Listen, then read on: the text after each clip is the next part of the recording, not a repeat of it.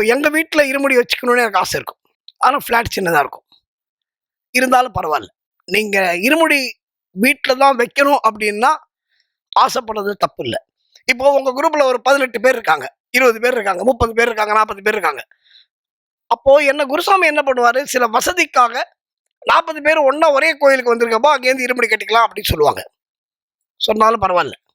நீங்க என்ன பண்ணணும், மலைக்கு கிளம்புற அன்னைக்கு, இப்போ இன்னைக்கு இன்னைக்கு மலைக்கு கிளம்புறோம் அப்படின்னு சொன்னா, கார்த்தால உங்க வீட்ல நேவேத்தியம் பண்ணி, ஏதாவது சர்க்கரை பொங்கலோ, பொங்கலோ, புளியோதரையோ, எலுமிச்சம்பழ சாதமோ, என்னமோ, இல்லன்னா வசதி இல்லன்னா பழம் கூட வைக்கலாம். வாழைப்பழம் வைக்கலாம், ஆப்பிள் வைக்கலாம், இல்லன்னா கல்கண்டு வைக்கலாம், இல்லன்னா சாதாரண திராட்சை வைக்கலாம். எதுவாக இருந்தாலும் ஐயப்பன் ஏற்றுக்கொள்வார் என்பது சத்தியம். பக்தியோடு நாம் எதை கொடுத்தாலும் பகவான் ஏற்றுக்கொள்வார். ஏன்னா இது பகவத்கீதையிலேயே எங்க கிருஷ்ணர் சொல்லியாச்சு. நீ ஒரு இலைய போட்டா கூட நான் எடுத்துக்கிறேன்டா அப்படின்னு சொல்றான். அப்படின்னா அப்போ இந்த பக்திக்கு தான் அவங்க அங்க கொடுக்கிற முதலிடம். இந்த பக்திக்கு தான் மரியாதை. இருமுடி இறைவா சரணம் சரணம், திருவடி வேண்டும் சரணம் சரணம், படி 18 நித்திய சரணம், பந்தள ராஜா சரணம் சரணம், இருமுடி இறைவா சரணம் சரணம், திருவடி வேண்டும் சரணம் சரணம். ஏன் இது பாட்டுல வருது? இப்போ உங்க வீட்டுல ஒரு பூஜையை போட்டுட்டு நல்ல மனசார வேண்டிண்டு, ஐயப்பா நான் இது மாதிரி உன்னை பார்க்கறதுக்கு வரேன், என் வீட்டில் இவ்வளவுதான் வசதி, நான் அதனால கோவில்ல வந்து கட்டிக்கிறேன்னு சொல்லிட்டு நீங்க கோவில்ல போய் இருமுடி கட்டிக்கலாம். இப்போ இருமுடி கட்டுறது ஒரு முக்கியமான விஷயத்துக்கு வரேன். நானே பல பல இடங்களில் அனுபவப்பட்ட விஷயத்தை நான் உங்களோடு பகிர்ந்து கொள்கிறேன். இந்த இருமுடி கட்டுறது, நான் ஏற்கனவே சொன்னேன், சபரிமலை யாத்திரையில் 2 விஷயம் ரொம்ப முக்கியம். 1 மாலை போடுறது, 2 இருமுடி கட்டுறது. அன்னைக்கு தான் சபரிமலை யாத்திரை உனக்கு ஆரம்பம். இந்த 42 நாள் காத்திருந்தோம்ல எங்க ஐயப்பனை பார்க்கறதுக்கு, இந்த நாள் வந்தாச்சு. அப்ப அந்த நாளை நீ எப்படி கொண்டாடணும் யோசிச்சு பாருங்க. இப்போ இருமுடிக்கு கிளம்பிடுவாங்க.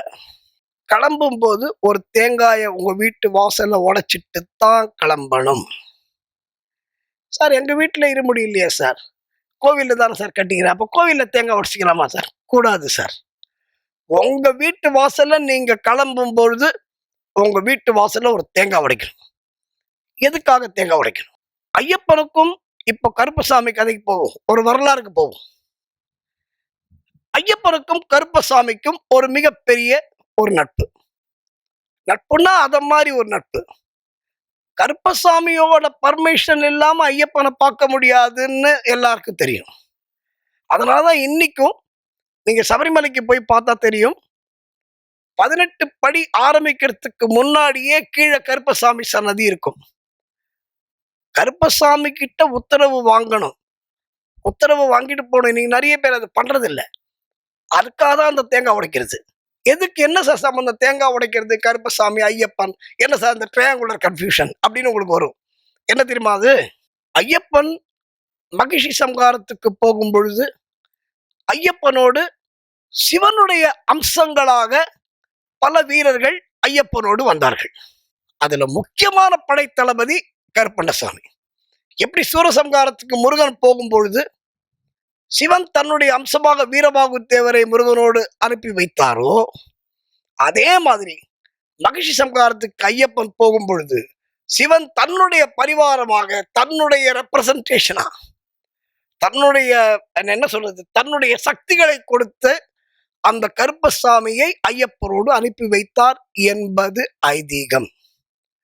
அப்போ இந்த கருப்பசாமிக்கு ஐயப்பட்ட முதலிடம் உண்டு.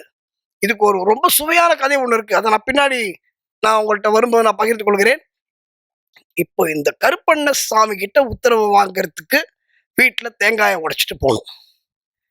வீட்டுல தேங்காயை உடைச்சிட்டு போனீங்கன்னா கருப்பசாமி உங்கள் வீட்டில் நீங்கள் சபரிமலைக்கு சென்று திரும்பும் வரை உங்க வீட்டுல இருக்கிற பெரியவங்கள, குழந்தைகளை, உங்க மனைவியை கருப்பசாமி பத்திரமா பார்த்து கொள்வார் என்பது சத்தியம். அவங்க 4, ஏன்னா உனக்கு டென்ஷன் இருக்கக்கூடாது சபரிமலைக்கு போகும்போது. ஐயோ என் வீட்டுக்கு கிளம்பும் போது ஒய்ஃபுக்கு உடம்பு சரியில்லை சார், கிளம்பும் போது என் பையனுக்கு உடம்பு சரியில்லை, எங்க அப்பாவுக்கு உடம்பு சரியில்லை, இந்த கவலையே நீ பட வேண்டாம். இந்த தேங்காய் உடைச்சிட்டு போயிட்டோம்னா கருப்பண்ணசாமி உங்க வீட்டுல வந்து உங்களுடைய குடும்பத்தை அவர் பார்த்துக் கொள்வார் என்பது சத்தியம்.